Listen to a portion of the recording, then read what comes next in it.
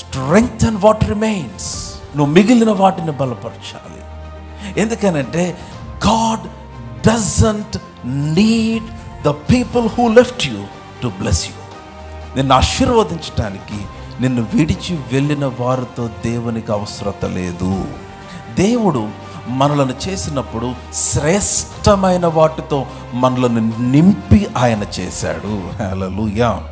You are loaded with good things dear believer.